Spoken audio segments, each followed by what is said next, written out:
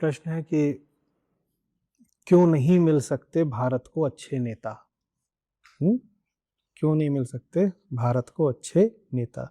यहाँ नेता लिखा है, मैं समझता हूँ कि राजनीतिक क्षेत्र की बात की जा रही है, तो राजनेताओं की बात की जा रही होगी, क्योंकि नेतृत्व तो वरना किसी भी क्षेत्र में हो सकता है, पर यहाँ पे शायद पॉलिटिकल क्षेत्र की ही बात हो रही है। देखो, जनतंत्र है भाई। यहाँ पर ऐसा तो है नहीं कि कोई ताकत के दम पर या अपनी फौज के दम पर आकर के चढ़ बैठता है और तुम्हारा मुखिया बन जाता है, प्रधान बन जाता है। यहाँ तो गद्दी उसको ही मिलती है जिसको तुम चुनते हो। तो एक बहुत प्रसिद्ध अंग्रेजी में है कि people get the leaders they deserve. लोग जिस लायक होते हैं उनको उसी तरीके के नेता मिल जाते हैं, और ये बात लोकतंत्र में तो 100% लागू होती है। तो ये प्रश्न कैसा है फिर कि क्यों नहीं मिल सकते भारत को अच्छे नेता? भारतीय जैसे हैं, भारतीयों को वैसे नेता मिल जाते हैं। नेता कोई धांधली करके तो सत्ता पर काबिज होते नहीं, बाकायदा मतगणना होती है। जिसको ज्यादा मिले हैं वोट, उसको गद्दी मिल जाती है। तो आप ही तो दे रहे हैं, और आप भारतीय हैं। आप जिस आधार पर मत अपना दर्ज कराते हैं, उसी तरीके से लोग सत्ता पर पहुंच जाते हैं। वैसे ही अंग्रेजी का एक और याद आ रहा है कि दुनिया भर में क्या होता है कि पीपल कास्ट देयर वोट।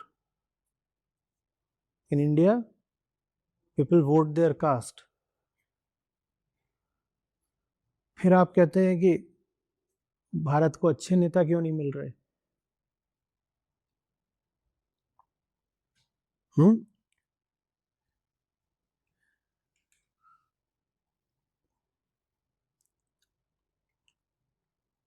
जब तक लोग बेहतर नहीं होंगे तब तक नेता बेहतर नहीं हो सकते।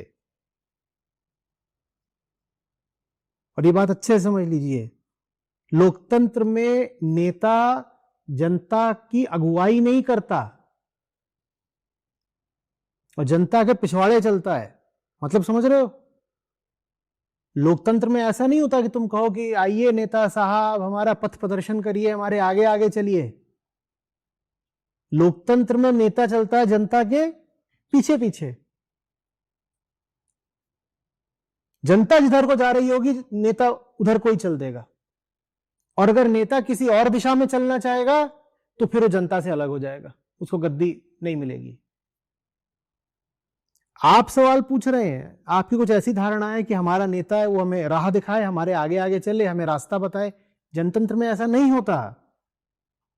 जनतंत्र में लोग आगे आगे चलते हैं। लोगों में भी कौन लोग आगे आगे चलते हैं? जो सबसे मूढ़ होते हैं वो सबसे आगे चलते हैं, क्योंकि संख्या सबसे ज्यादा उन्हीं की होती है, बहुमत उन्हीं का होता है।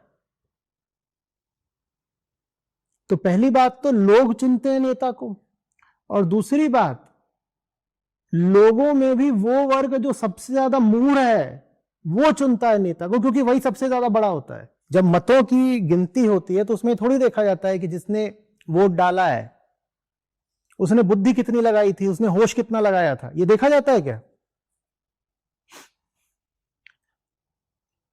एक वोट बुद्ध ने डाला हो, एक वोट बुद्धू ने डाला हो, दोनों की बराबर की हैसियत होती है जनतंत्र में। तो बेहतर नेता तभी मिल सकते हैं जब लोग बेहतर हो। लोग तब बेहतर होंगे जब उन्हें पहले एक बेहतर आध्यात्मिक नेता मिलेगा, क्योंकि लोगों को बेहतर और किसी तरीके से बनाया नहीं जा सकता। लोग बेहतर हो इससे मेरा क्या आशा है? लोगों के कपड़े बेहतर हो, लोगों के मकान बेहतर हो? मैं कह रहा हूं लोग बेहतर हो तब बेहतर उनको नेता मिलेगा। मैं किस तरह की बेहतरी की बात कर रहा हूं? मैं मन की बेहतरी की बात कर रहा हूं ना। आपकी चेतना का स्तर ऊंचा हो, आपके निर्णयों का स्तर ऊंचा हो। यह काम कौन करवाएगा? यह काम एक आध्यात्मिक नेता ही करवा सकता है। तो आप एक बेहतर राजनेता चुन पाए, इसके लिए पहले आवश्यक है कि आपको पहले एक बेहतर आध्यात्मिक नेता मिले। आध्यात्मिक नेता होता है जो जनता के आगे आगे चलता, जनता के पीछे नहीं चलता। अगर आप समाज में, देश में बदलाव चाहते हैं तो बदलाव जनतंत्र में एक राजनेता ला ही नहीं सकता, भले ही वो प्रधानमंत्री क्यों ना हो, क्योंकि ले देकर प्रधानमंत्री को भी आपके पीछे पीछे ही चलना है। तुम दिन को अगर रात कहो, हम रात कहेंगे। प्रधानमंत्री आपके पीछे पीछे नहीं चलेगा तो वो गद्दी से उतार के फेंक दिया जाएगा। और यहां तो हर साल चुनाव होते हैं, केंद्र में 5 साल में होता है, और ये जो 2-2.5 दर्जन राज्य हैं, तो हर साल 2 राज्य, 4 राज्य, 6 राज्यों में चुनाव होते ही रहते हैं। भारत में चुनाव तो कभी रुकते ही नहीं। आप किसी को प्रधानमंत्री बना दें, मुख्यमंत्री बना दें, राष्ट्रपति बना दें, वो जरा सा जनता की इच्छाओं के खिलाफ कोई काम करेगा, तुरंत 2 महीने बाद जो भी चुनाव होगा उसमें उसको सजा मिल जाएगी, तुरंत मिल जाएगी। भारत में किसी भी समय आप किसी आम चुनाव से बहुत दूर नहीं होते हैं।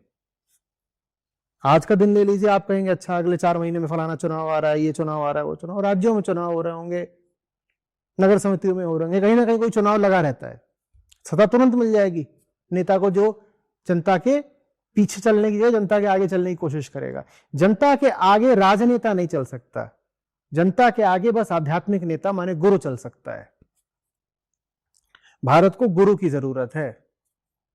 भारत को सही गुरु मिल गया तो भारतीय सीख लेंगे सही नेता को चुनना। जब तक भारतीयों को सही गुरु नहीं मिलता, भारतीय घटिया नेता ही चुनते रहेंगे। और अगर आज आपको प्रश्नकर्ता के तौर पे ये लग रहा है कि भारतीयों ने सब गड़बड़ नेता ही चुने आज तक, तो उसकी वजह फिर सीधे ये जान लीजिए, मामला साफ है कि भारतीयों को अच्छे गुरु नहीं मिले हैं पिछले 50-100 साल में, क्योंकि गुरु ही तो रास्ता दिखाता है। समाज की चेतना को आकार देना गुरु का काम है। अगर गुरु गलत है या आपने गलत लोगों को गुरु बना लिया है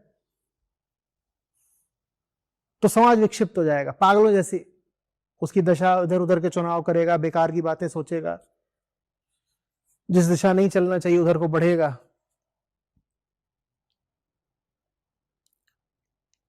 समझ में आ रही बात? तो जो लोग चाहते हो कि राजनैतिक क्रांति हो भारत में, मैं उनको बता ही देता हूं कि एक अच्छी राजनीतिक क्रांति हो पाए भारत में, उसके लिए पहले एक आध्यात्मिक क्रांति करनी पड़ेगी।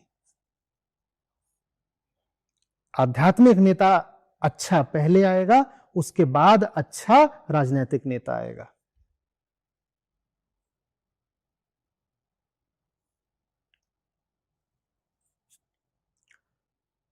स्पष्ट हो रही बात? भगवान श्री नमन। पिछले 100 सालों में भारत में जैसे आध्यात्मिक, आपने कहा गुरु, गलत लोगों को तो चुना ही है भारत में, इतिहास देखते हैं तो, लेकिन जो सही भी थे तो वो भी बहुत हुए, लेकिन जो सीखने वाले थे इनकी कमी भी तो है।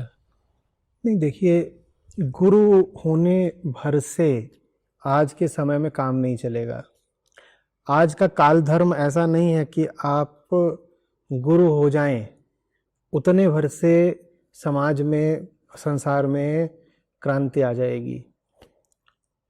गुरु अगर एक सामाजिक कार्यकर्ता नहीं है, एक सोशल एक्टिविस्ट नहीं है, तो अब बात नहीं बनेगी।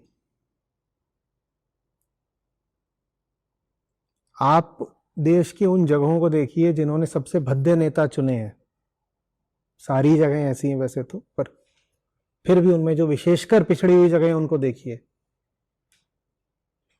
वहां तक उन गुरुओं का नाम भी पहुंच रहा है क्या जिनका अभी आप ख्याल कर रहे हैं? तो अभी वो समय आ गया है जहां गुरु को बहुत जबरदस्त रूप से सोशल एक्टिविज्म में उतरना पड़ेगा। गुरु अपनी जगह बैठा रहे, किसी को उसका पता ही नहीं चल रहा, तो उससे कौन सी समाज में फिर परिवर्तन आ जाएगा बताइए? गुरु को अपना प्रचारक बनना पड़ेगा। ये बात आपको सुनने में जैसी भी लगे, लेकिन आज अगर कोई सच्चा गुरु होगा तो वो प्रोपेगेंडिस्ट होगा। ये शब्द मुझे मालूम है, सुन के हमें अजीब सा लगता है, प्रोपेगेंडा अध्यात्म में, अरे ये कैसी बात है। पर अगर आप वाकई दुनिया का भला चाहते हैं एक गुरु होने के नाते, तो आप आज ये नहीं कर सकते कि अपनी गुफा में छुपकर बैठे रहें। आप गुफा में छुपकर बैठे रहिए और वहां समाज में आग लगी रहेगी। आपको बाहर निकल करके जोर शोर से ढोल बजा बजा के लोगों के कानों में घुस के शोर मचाना पड़ेगा, क्योंकि स्वेच्छा से तो कोई आपको सुनना चाहेगा नहीं। तो आपको घर घर जाके जबरदस्ती अपनी बात को उनको सुनाना पड़ेगा, तब जाकर के आप उम्मीद कर सकते हैं कि कुछ बदलाव आएगा।